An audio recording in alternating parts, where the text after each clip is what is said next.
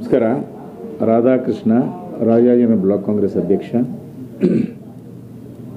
ತಾವೇನು ಕೇಳ್ತಾ ಇದ್ರಿ, ನಿನ್ನೆ ನಾವು ಹಮ್ಮಿಕೊಂಡಂಥ ಬೃಹತ್ ಪ್ರತಿಭಟನೆ ಅದರ ಉದ್ದೇಶ ಏನು ಅಂತ ಅಂದ್ಬಿಟ್ಟು ತಾವು ಕೇಳ್ತಾ ಇದ್ರಿ.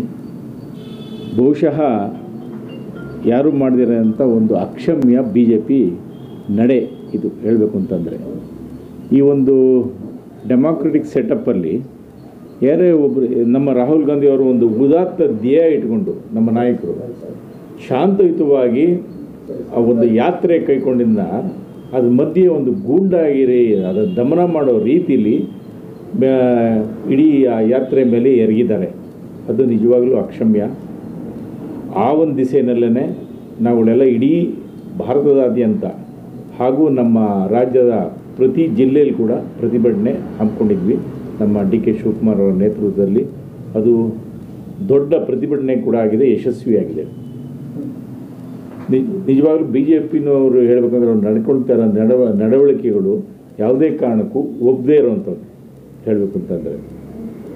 ಈ ಒಂದು ಡೆಮಾಕ್ರೆಟಿಕ್ ಸೆಟಪ್ಪಲ್ಲಿ ಒಂದು ಸಹಿಷ್ಣುತೆ ಇಲ್ಲದಿದ್ದರೆ ಅದು ಏನು ಅರ್ಥನೇ ಇಲ್ಲ.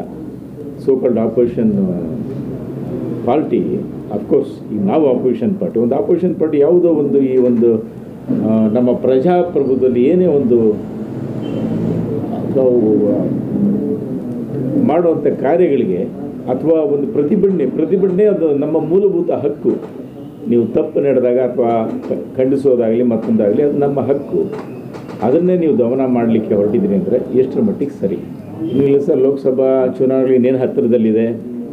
ನಮ್ಮ BJPನವರು ಸೋಕಾಲ್ಡ್ ಆಡಳಿತ ಪಕ್ಷದವರು ಬಹಳ ದೊಡ್ಡದಾಗಿ ವಿಜೃಂಭಿಸಿಕೊಂಡು ಇನ್ನೇನು ಹೇಳಲಿಕ್ಕೆ ಸಾಧನೆಗಳು ಏನೇನೂ ಇಲ್ಲ. ಈ ರೀತಿಯಲ್ಲಾದ್ರೂ ಧರ್ಮ, ನಮ್ಮ DK ಶಿವಕುಮಾರ್ ಯಾವಾಗಲೂ ಹೇಳ್ತಾ ಇರ್ತಾರೆ, ರಾಜಕೀಯದಲ್ಲಿ ಧರ್ಮ ಇರಬೇಕು, ಧರ್ಮದಲ್ಲಿ ರಾಜಕೀಯ ಬೆರೆಸಬಾರ್ದು ಅಂತ. ಎರಡನೇದು ಇವರು ಪಾಲಿಸ್ತಾ ಇದ್ದಾರೆ. ನಮ್ಮ ಸೋಕಾಲ್ಡ್ ಪ್ರೈಮ್ ಮಿನಿಸ್ಟರ್ಗಳಿಗೆ ಅವರು ನಿಜವಾಗಲೂ ಒಬ್ಬ ಪ್ರೈಮ್ ಮಿನಿಸ್ಟರ್ಗೆ ಇರುವಂಥ ಆ ಒಂದು ವ್ಯಕ್ತಿತ್ವನೇ ಇಲ್ಲ ಅಂತ ಹೇಳಬೇಕು. ಇದು ಎಷ್ಟರ ಮಟ್ಟಿಗೆ ಸರಿ? ಅದು ಈಗಾಗಲೇ 75ನೇ ಗಣರಾಜ್ಯೋತ್ಸವಕ್ಕೆ ಧುಮುಕ್ತಾ ಇದ್ದೀವಿ. ಈ ಒಂದು ಗಣರಾಜ್ಯೋತ್ಸವದಲ್ಲಾದನ್ನೇ ಹಿಂದೆಲ್ಲನೂ ಸಾಕಷ್ಟು ಸಂಕಷ್ಟಗಳನ್ನ ಅನುಭವಿಸಿ ನಮ್ಮ ಜನತೆ ಪರಿಪಾಟ್ಲು ಪಟ್ಟರು.